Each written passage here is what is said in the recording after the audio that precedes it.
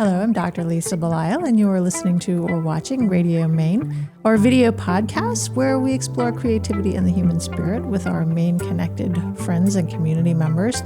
Today I'm speaking with Marion Wilson. She is an artist. She is an artist who explores the environment within her work. She's got so many different interesting aspects of who she is as a person. And I've recently come to enjoy her actual art at the Portland Art Gallery, as she is one of our latest artists to join the Portland Art Gallery community. So thanks for coming in and having a conversation with me today. Thank you. Thanks for inviting me. Appreciate it. Absolutely. So you and I have heard your name for literally years because, of course, your sister is the director of the Portland Art Gallery. Emma. Yes, Emma Wilson, who I love, good friend and colleague of mine for many years. And it was always kind of funny because I was like, does Marion Wilson actually exist? Like, we talk about you as if you're, it's Marion Wilson. It's Marion Wilson. I'm like, I wonder if I'll ever meet Marion Wilson. So now I get to meet you in person. Yes. And I truly do enjoy the pieces that I've seen of yours. Thank you. Thank you very much. It's I think it's going to be just the beginning, I think. Just the beginning. Yeah. Exactly. So let's first start with this piece that we have in front of us. Okay.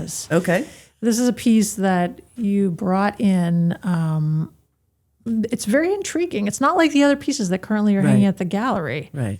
So just because it happens to be here, tell me what this is. I do paint in watercolor, and actually goes the other way. So I use watercolor, and one of the things I'm really interested in watercolor is how it's a relationship with water. Perfect. So the artist Marion, for those of you who are listening, Marion is helping me put it the right way. Half the work, and then the water does the other half of the work. So the idea of, you live in front of this huge body of water. The idea of trying to control water obviously is fool's play. So,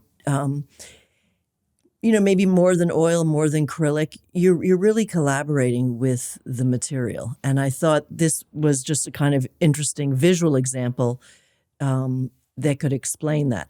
I also, not to get too heavy right away, my mother passed a few weeks ago. She was also an artist. And I noticed that I paint every day. It's a daily practice. And I noticed that things shifted a little bit after she had passed away. She was a person that had no inhibitions in the way she dressed, in the way she lived. She really lived her life on her own terms. And I noticed that I was thinking about her a lot. And she was the new muse in some ways. There was the water, there was my mother, and there was me. And there was a different kind of freedom and lack of literalness, maybe lack of intention even, and just kind of letting go, letting it sort of be channeled through me. So these are I bought a thing of lilies, kind of a death cliche, I realize. And I have painted in the past on black paper just to play with color. And I look at a lot of botanical studies as well as actual plants. So this is sort of a series of lilies that I did that are both botanical, not very literal, and very kind of free form. Yeah. So I have to admit that you're talking about a couple different things that interest me as a non-trained artist. And one is the use of black paper. Oh, good. Because I've also truly played, because I have no training as an artist at all, with black paper. And I was fascinated with what one could do with this. Right. With the colors that appear one way on just straight up white. Yeah, exactly. You put them and they look so They're different. Totally different. Yeah. So a couple of years ago, I spent a year. I sort of give myself projects. I think artists tend to do that because they don't have a boss. So I said, okay, I'm just going to paint on black paper for a year to study color that way, after having spent years, working on white paper. And it's very arbitrary. Why do we start on white paper rather than black paper? And often artists, and writers, it's like this, you're frozen by the white paper, so you put a tone down. But I was, if you saw my website, I paint portraits also. And my family was photographed a lot when we were young because my parents were in politics and my father was in journalism. So we had this whole archive of black and white photographs. And I thought, I'm working with watercolor. I'll try working from these black and white photographs and translate them onto black paper. So it became kind of an exercise in color. You know, how do you see color when it starts on a dark tone? But also like memory, I think sometimes painting and photography can be really an exercise in memory. And it was really interesting. I painted a lot of images of Emma, actually, because she was the youngest when we were photographed a lot, and she was just a baby looking, confused and dazed. But it was anyway. So that's the root of starting to work on black paper.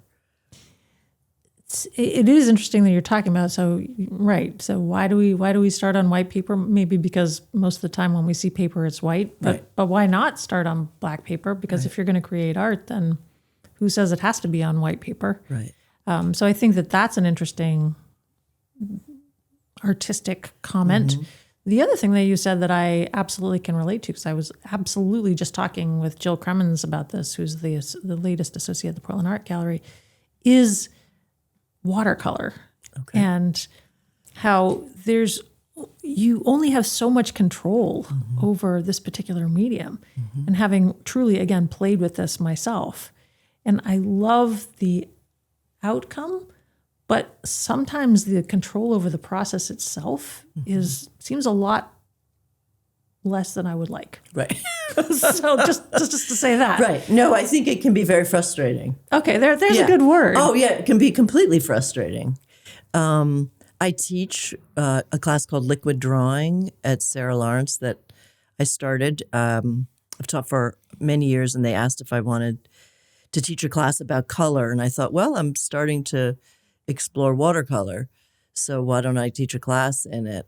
And it's really interesting to work with, 18, 19, 20-year-olds. They don't have the same inhibitions that we may have. And I just gave them exercises. And I noticed that there's this process called wet on wet, when you wet the paper and then you just charge the pigment into it.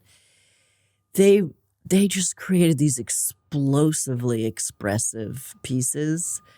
And that really inspired me. There's also an artist named Marlena Dumas, whose work I really love.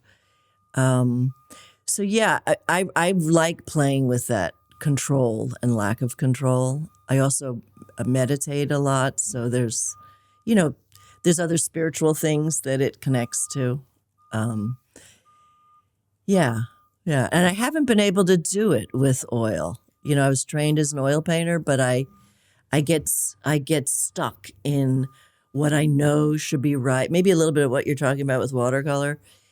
And I don't know, the heaviness of the oil doesn't inspire me the same way the water does. So when I started out doing watercolor mm-hmm. stuff, I loved exactly what you're talking about, like the using. So the wet on wet, right? Doing a wash, right. and mm-hmm. I loved all of that stuff. And then when I started more formally kind of exploring mm-hmm. this by following a watercolor book, right, I was like, I can't get my stuff to look like that. This isn't fun anymore at all. Right, that's not fun anymore. Right.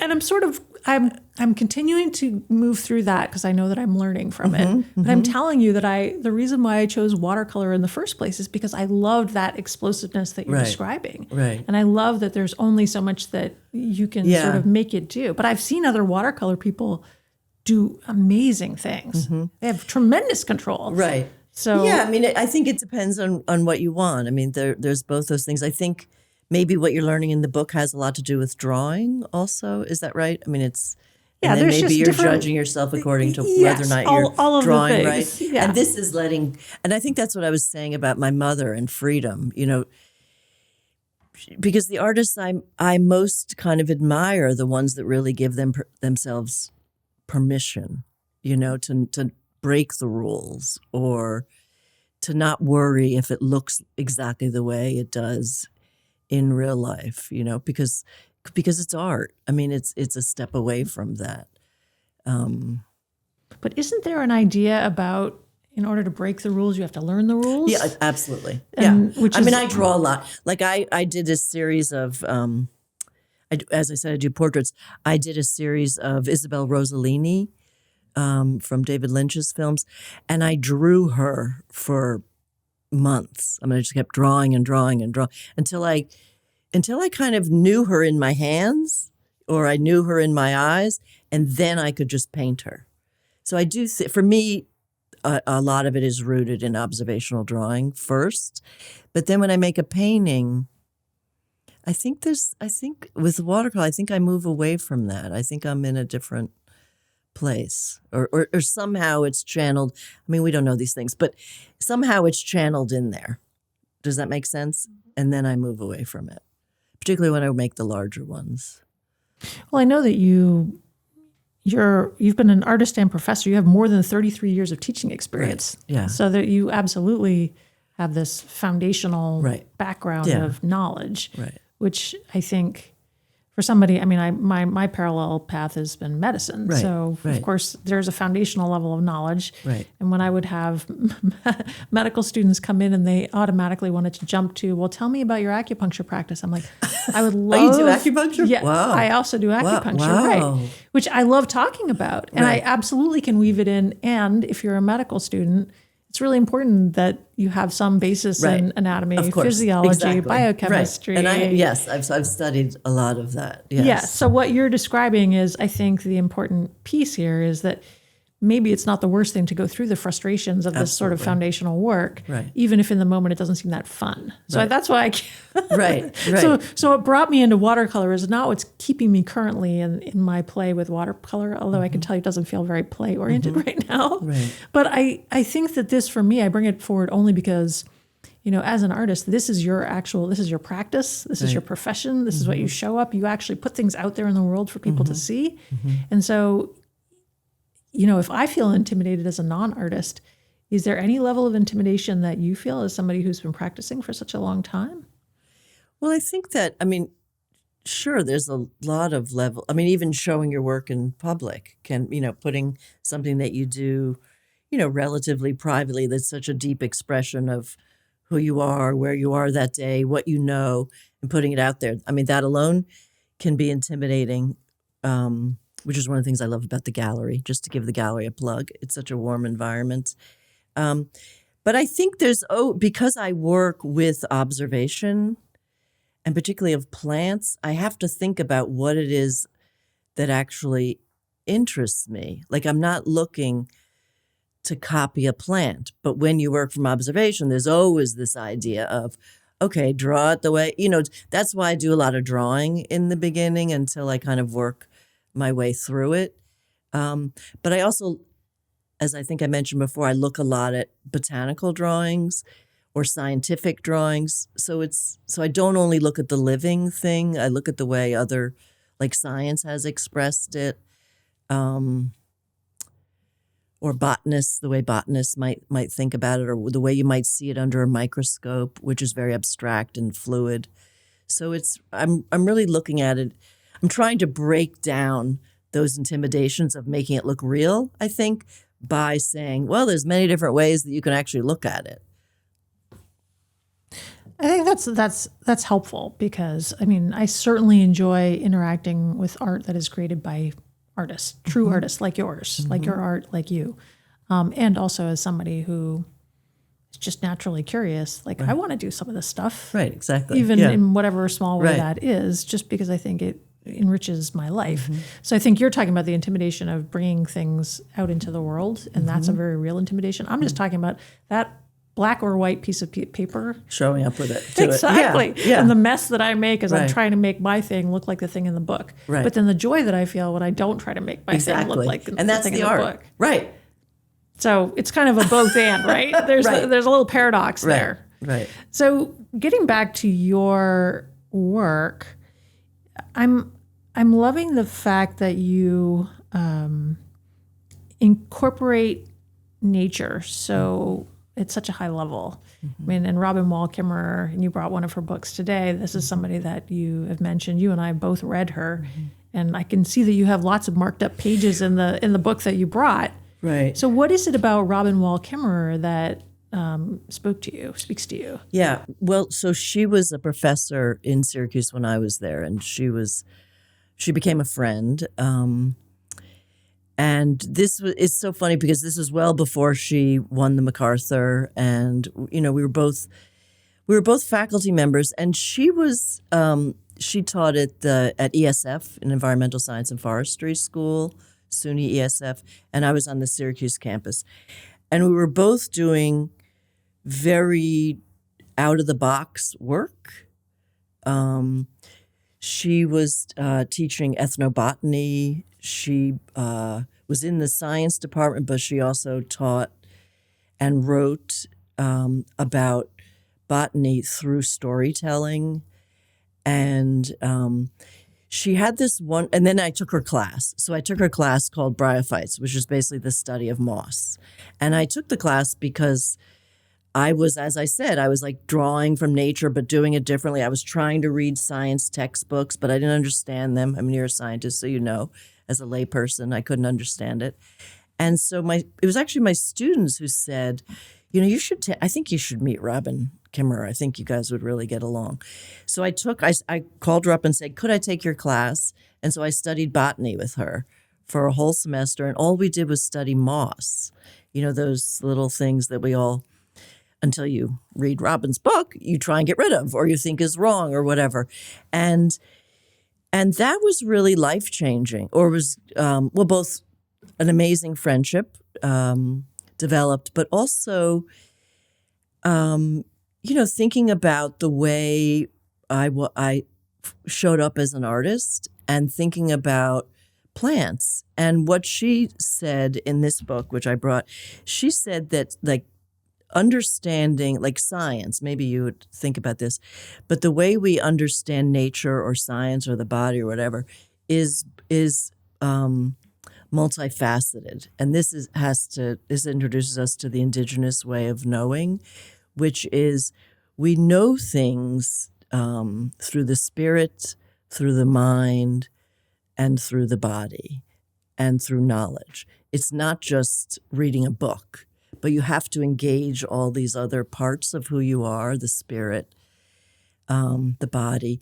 And I thought that was so much like the way I thought about art. It wasn't just knowing, which is what we're talking about. Do I know how to draw this? But it was also the spirit. Like, how do you bring the spirit into it? Or how do you bring your body into it? How do you collaborate with the water? So she really, in addition to teaching me that there were 22,000 different kinds of moss, not just one, but mosses. She really opened me up to that plants teach us things, that we need to listen to plants, and that plants will tell us, how we as humans might be hurting the environment or how we might be helping the environment, that it's this relationship. Yeah. And also she wrote about grasses. Well, she wrote Braiding Sweetgrass, yes, which was the book that really brought her a lot of national attention, and then she won MacArthur. Yeah. And I think a lot of us think of grass like it's something that you mow. Right. Like, exactly. what's the deal, right? Right. But when you're talking about braiding sweetgrass, it's absolutely used differently. Right. And there are, I don't even know how many tens of thousands of different types of grass.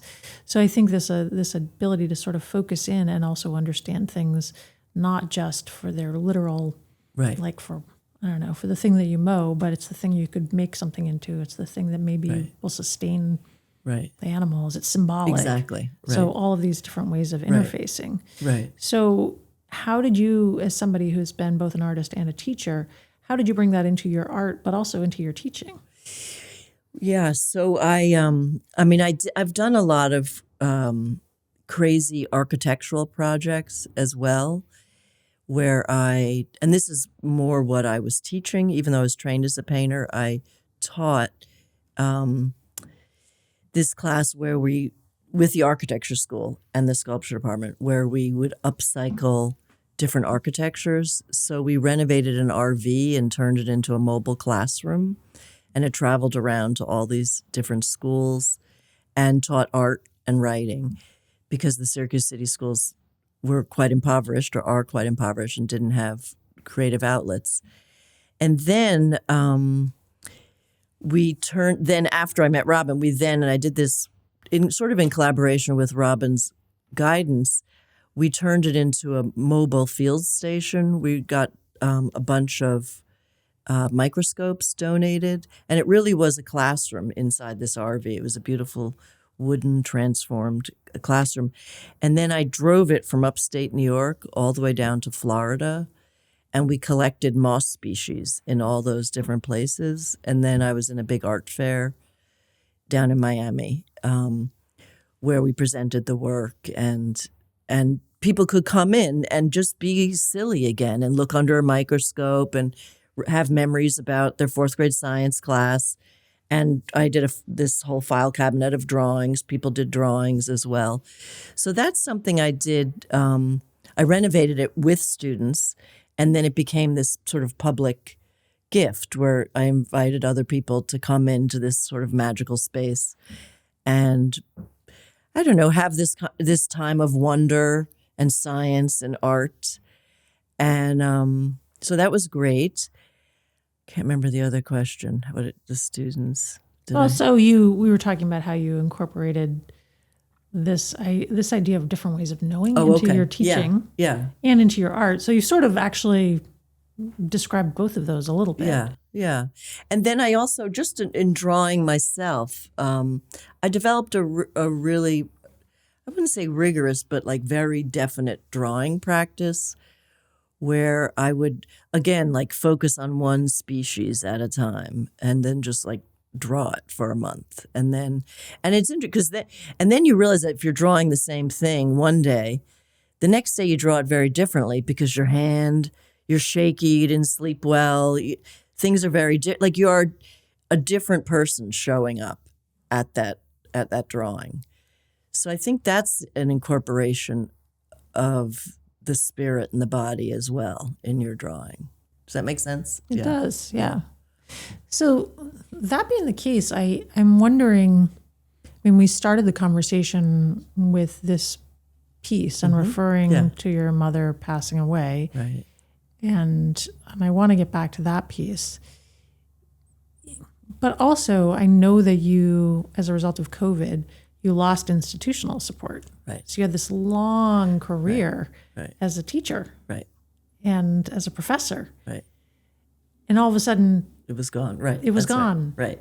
Yeah. And that's a very different kind of loss, but a very real loss. And it's a loss that, unfortunately, I think many people have experienced. But what did this mean to you? And how did that play out in your art? Right. Yeah, that's interesting. It was actually a huge pivot. So I'm really glad you brought that up, because I was really, I was working in this more public realm, doing these big public projects, architectural projects. And then I worked for Philadelphia Mural Arts, and I did this huge mural, this 7,000 square foot mural with them, and did all these gardens. But then when COVID hit, and all around that time, that's when a lot of this community-based funding that was at Syracuse University through this specific chancellor, she got pushed out. So we all got pushed out. The people that, were sort of her disciples of doing this kind of work. And I was genuinely interested. This was the kind of work I did. And so she supported me. And, on the one hand, I thought, well, I could just stay here, or I could move, keep going. And so I spent about 5 years, and some of those were during COVID, traveling. I did have 3 years worth of grants lined up doing projects. And then COVID hit, and I thought, well, it's time to go back to my own practice. Just what would it mean to not look for funding to do something out in the public and look for collaborators? What would it mean if Marion was just a painter again? Not just a painter, but did my own work. And so that's what I did. And I have to say I loved it. I mean, it was such a welcome relief. COVID was a terrible thing, obviously, and it gave so many of us really quiet, deep time. And I think people did change. I mean, I know that I changed. My practice changed. I was known for doing this kind of architectural public work. A lot of people are doing that now. There's funding for that. And I really pivoted back to being a painter. I do have one public project in Massachusetts on a houseboat. So I do still do that, but I'm really committed to my own work right now. And any kind of activism or teaching that I do right now is separate from my art practice. I mean, it's hard for me to say that, but it really is true. I separate them much more now. Do you think that people, I mean, because you described this person that was supporting you as getting pushed out, and then anybody who was sort of with this person also got pushed out. And I've seen it kind of go both ways, and I've experienced it both ways, where when you get pushed out, I think the first inclination is to kind of bang your fist on the door and be like, let me back in. Right. Somebody let me back in, exactly. please. Right. And I've seen that can kind of go in different directions. Right. Because sometimes when they let you back in, they're like, well, you can come back in. Right, but we don't really want you. Yeah, right. and you have to be who we need you to be. Yeah, no, I really, I mean, it was a big loss. It was a big loss to the students. The students were invested in these projects. We really thought we were making a difference in this city. We were, those kinds of things. But I think when I first was told, okay, you have 3 years left. You get no more funding for your public work. That's what, the first thing I did was I took Robin's class. And I think, maybe this is how we were raised. Maybe this is artists. I mean, artists they frequently start with nothing, right? And then they make something. So it was not my son had moved off to college, so there wasn't really a reason for me to stay in Syracuse anymore.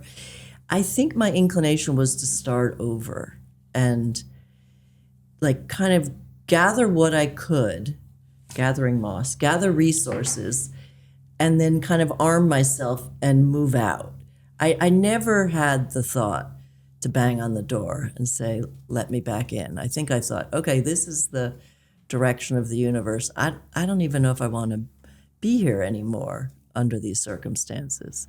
So it was an opportunity, even though I didn't know exactly where I was going, it was an opportunity to move out and to move on. Well, you've said two important things that at least I'm hearing. Well, I've said more than that. But but thank you for listening so deeply. Yes. You're welcome. I mean, one of them is maybe this is what artists are used to. They're used to, I'm going to take something and I'm going to create or nothing. Right. And I'm going to create something. Right. I think that's right. We knit together opportunities and then we make them for ourselves. I think. Yeah. Right? And I think you can be a true fine artist or a true artist of other sorts. Or you can maybe be an entrepreneur or a business person. Right. You can take something and make something out of nothing. Also very creative. Yes, very creative in a very different way. Right. And also the other very important thing I think that to me you said was maybe this is the way I was raised. Oh, yeah. Because I think that... Well, that gets back to my mother, I think. So this is actually good because that's where I was going to go next. Because I do think there's something about... I mean, I am many decades old now. And me too. And right. So as a result of having... It sounds like you and I equally had these opportunities as a result of the way that we were raised. And also, it was so kind of inculcated into us that it impacted your decision. Right. Once you lost that institutional funding, you're like, well, I'm going to go do this other thing. Right, right. That's interesting. Yeah.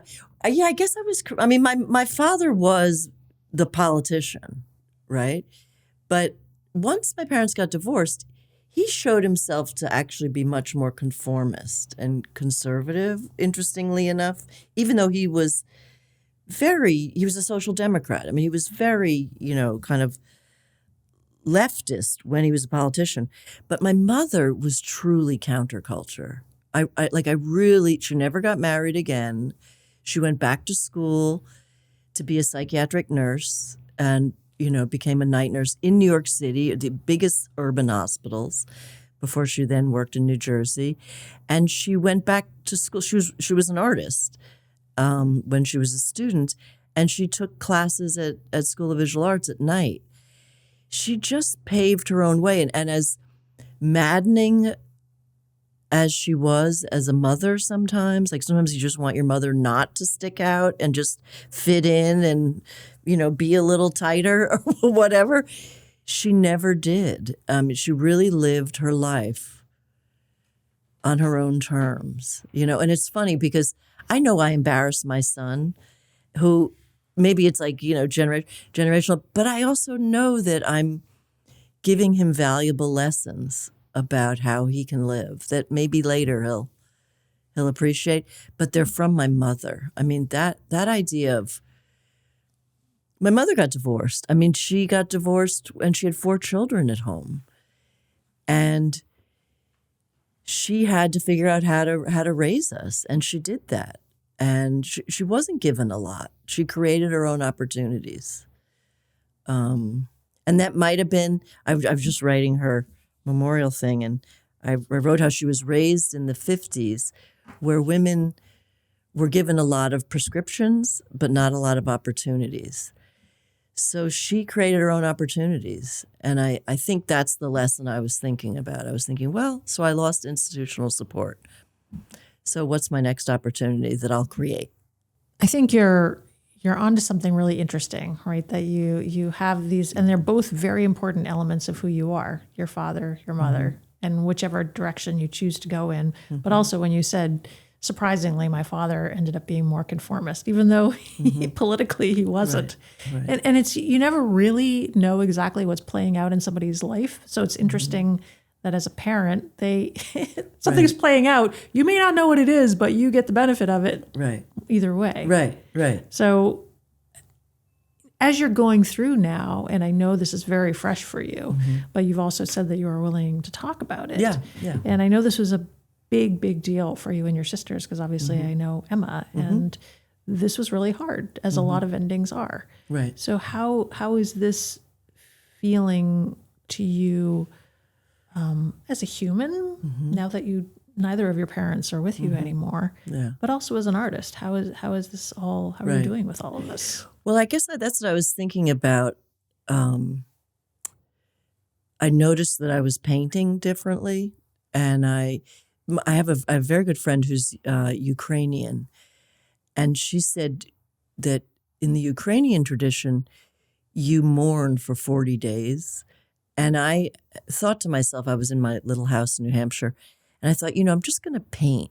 I didn't know about this tradition. I'm just going to paint for 40 days and not judge myself at all what I paint, and not try to paint anything really. You know what I mean? Not try to learn those lessons from the book. Not try to make something that I'll put in a gallery, not try to, which I'm usually thinking about, okay, where am I going to show this, but just really kind of put no expectations on my artistic practice. And it's interesting. I have an entire wall of things that images I've never made before. So I think that's been, I don't know if it's been part of grieving. It's a part of grieving that I happen to do creatively because I paint. I mean, so I think that is really helpful. I mean, I think the other thing is my mother lived in New Hampshire. It's interesting about this idea of presence and absence.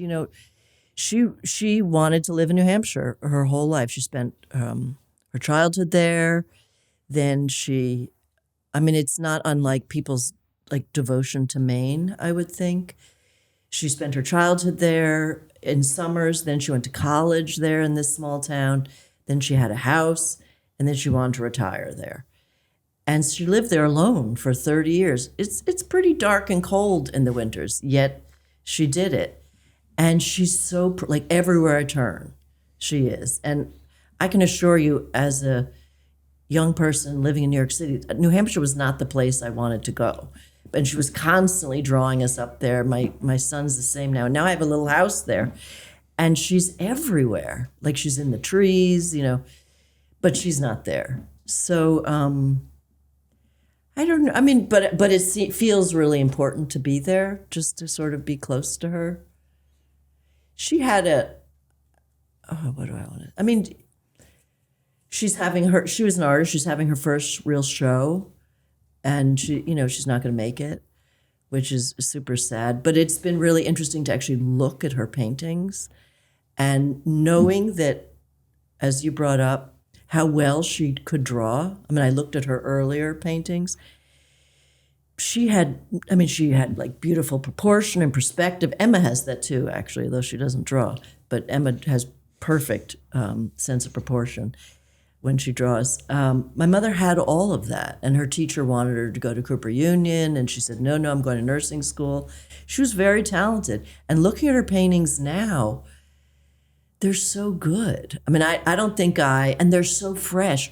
And she didn't have any of that conformity. Like, she was not worrying when she was painting about who she was going to please or impress. And I'm pretty sure that's true of the great artists, right? That they're not worrying. They're doing something else. They're connected to something else. So my mother had that gift. And I think I realize it more now that she's gone. Well, another noticing that I'm having with you is I just interviewed Emma for probably the fourth or fifth time for Radio Maine. She came on and she talked about how much you influenced her. You were one of her three major influences. Wow. Yes. Wow. And she also said, honored. Well, Emma's a force. Well, so this is my other thing, that she told this great story about how it started with a pair of pants. Pants seems to be the theme of pants. Okay. Because you were wearing Levi's and she was wearing Wranglers, and this is a long time ago. Okay. And she, maybe you don't know this, I don't know, but you will by now, because you can. Yeah, I love this. Listen to Radio Maine, but she would sneak into your room and she would wear your Levi's. And then she would put them back before you came back.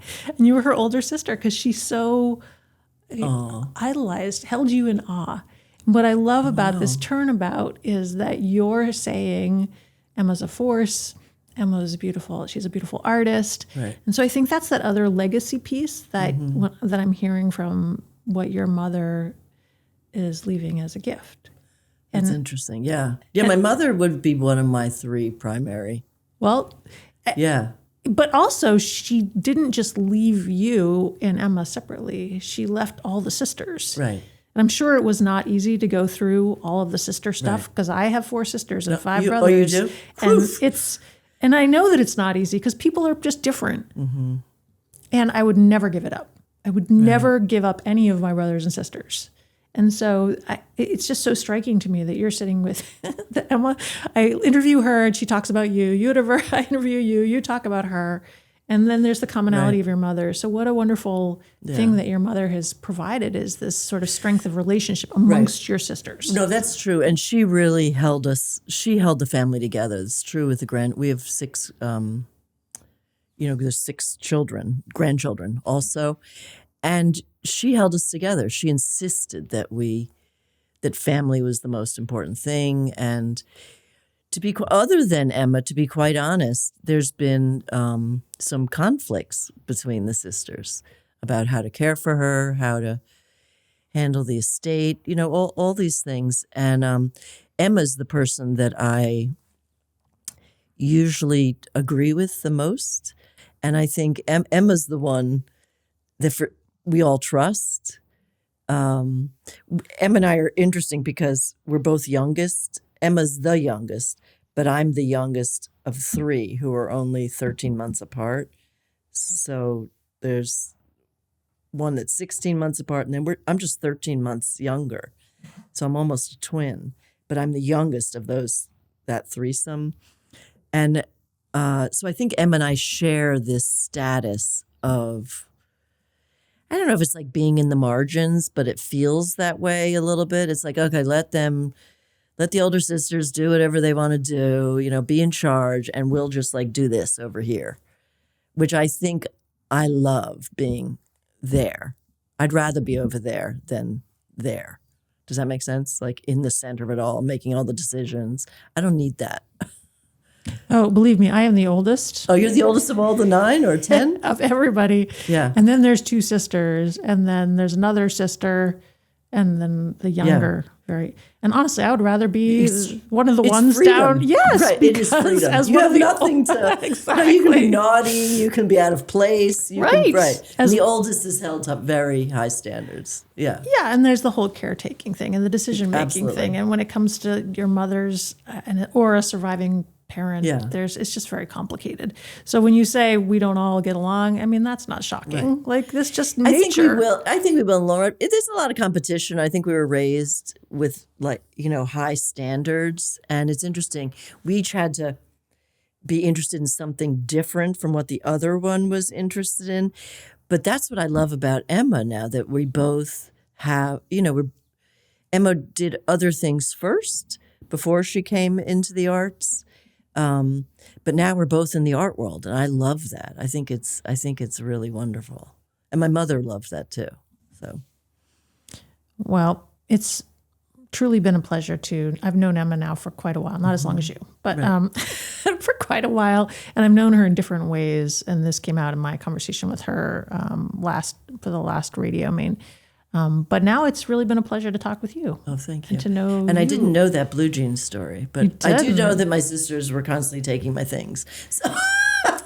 I mean, again, I suspect that in any family of any size, Right. that probably Yeah, does it happen. probably happens, right. Yeah, but Yeah. my understanding is she cared for them well enough so that you Right. can put them back that you never noticed. That's very nice. So my older I sister guess didn't put them back. So there you are. It's very Yes, sweet. yes. It's very Emma. Yeah. Well, I mean, but the fact that she liked you so much that she Right. wanted to wear your pants. I know. I love that. I mean, that's love pretty that. good. Right. Yeah. I mean, she told me a story when she came in about something between she and I that I had never heard before. And I love Right. that people can Yes. have these independent Right. versions of us that are Right. like walking around on the planet and we don't even know about it, but then they give us this gift back of that. Right. Well, I'm interested in how you have this doctor science background, but then you do this other kind of, acupuncture, other kind of forms of healing. I get right. I mean, is that right? Yes. And I'm very interested in that. Well, it's that's another probably another that's like a whole series of podcasts. Right. But I will say that because I want to try to answer your question in a short period of time without taking the Yes. focus off of you. I think for me, as a result of having parents that simultaneously were trying to provide us the best of what was happening in the world, which was here's an education. My dad was a doctor, so I'm like, okay, Okay. people like you. I like you. You're a doctor. I'll be a doctor. Right. And I always had the sense that I probably wasn't, that the type of medicine that currently exists was not completely in alignment with the kind of person that I am. So it's interesting that when you talk about having a strong sense, and artists have a strong sense of something, I've always had a strong sense that although I have so much deep respect for medicine as a profession, I also think that there are other healing traditions that have a lot that we should be blending in and being respectful of where all different types of humans are coming from. And that's why I try to meet them. And that's why I went into acupuncture and did a lot with 5-element and a lot with integrative medicine. And it's also why, for me, the creative practice and the conversation is so incredibly important, because I think when I think about healing, it's not just healing of the physical self, it's healing of the soul, which is honestly That's a very harder, similar to what we were talking about, the different ways of knowing things. Yeah. And it's a deeper and harder thing, and it's a lot harder to quantify. So it's funny when people like you and one of my best friends from second grade on, she once came to a gallery opening and she said, well, you probably like this kind of art because you're a scientist. And I think, I never think of myself as a scientist. And yet, if you think about science at its very core, it's all about investigation. Right. And so they're very similar. They're very aligned, art and science. Yes. Yeah. So I don't know that I answered your question exactly, but I think for me, it is kind of like your mother. Like she's a psychiatric nurse. I'm a physician. But there's this whole other realm to be interested in, and not to let other people tell us who we need to be. Right. That is really interesting. And it's interesting we got to science and art because we started there. Her father was a doctor. Her brother was a doctor. She was going to be a nurse. Exactly. She wanted to be an artist, but she was going to be a nurse.